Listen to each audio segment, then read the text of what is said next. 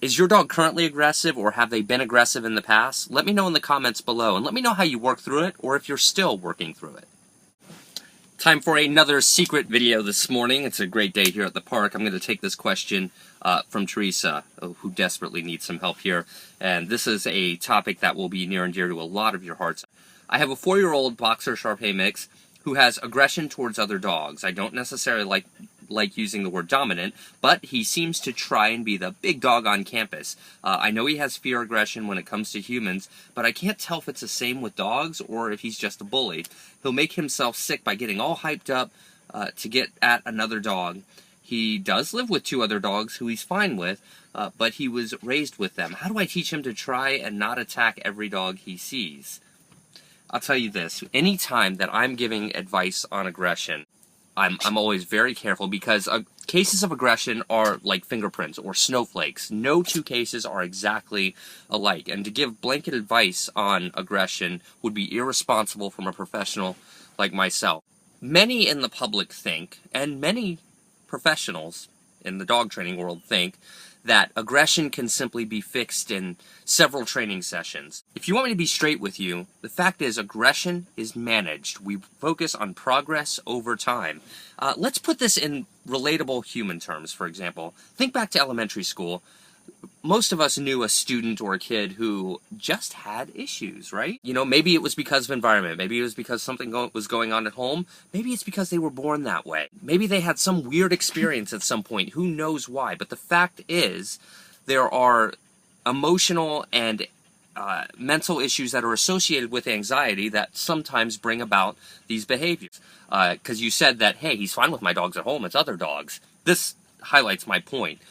People so often think, well, if my dog sees this dog and they're fine with it, they must love dogs. No, not at all. In the same way that we might live with a human that we like, but we don't necessarily care for every human we see on the streets, it's the same thing with our dogs. When your dog gets in this moment of rage where he's trying to get at another dog, way too late at that point to try and teach him how to behave. And this is the mistake a lot of dominance trainers make out there as well. They'll wait for the dog to go off, and then they'll just yank the chain until they stop, until they just basically choke them into submission, which is not the way to go about it. I mean, last time I checked, that's not teaching, that's just dominating another animal into submission.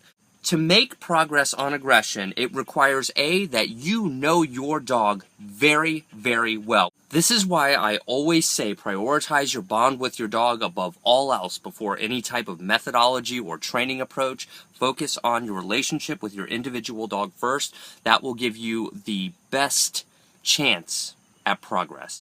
The reason we have to know them super well is because we need to be able to read them like a book. We need to be able to watch that temper starting to rise and correct it right there, rather than wait for it to get way up here where they've lost it.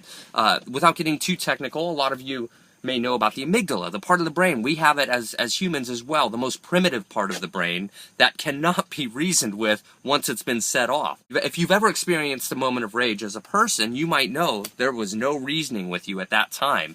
It's exactly the same with our dogs. That's not the time to train them. You have to prevent them from getting to that point before you try and address it. So, if you know your dog very well and you're reading them, you can remove them. It's important to focus on making progress from the last point where they were behaving appropriately for you. Small steps over time. Control environment. We don't give a dog like this too much freedom. We don't just let him go up to dogs and keep our fingers crossed and hope it goes okay. In the email, you go on to say that you're going to be getting married and your boyfriend has a German Shepherd and you don't know if the dogs are going to get along. It's important, if you're introducing 2 dogs that you don't know if they're going to get along, that you make sure you do it in a very supervised area, make sure they have their distance between them. But for some reason, so many people feel like they need to have this accomplished in a couple of days. Like, oh, let's just see if they do it. Give it a couple of weeks. Give it a couple of months. Keep them separated. Small bits. Make sure you're creating a positive environment for them when they are in the same room. The fact is, there's no easy solution to getting aggression out of your dog. That is why we don't put a choke chain, shock collar, or prong collar around our dog's neck in order to teach them to not be aggressive. Common sense should dictate that meeting aggression with aggression is not the way to truly teach. Anyway, guys, I hope this helps. Leave your comments below and let me know what you think, either on Facebook or on my secret channel here. on YouTube. I hope you enjoyed the last video I posted on my main channel. It's doing really well. Thank you very much. Click thumbs up if you like this video, and we'll see you next time. Bye.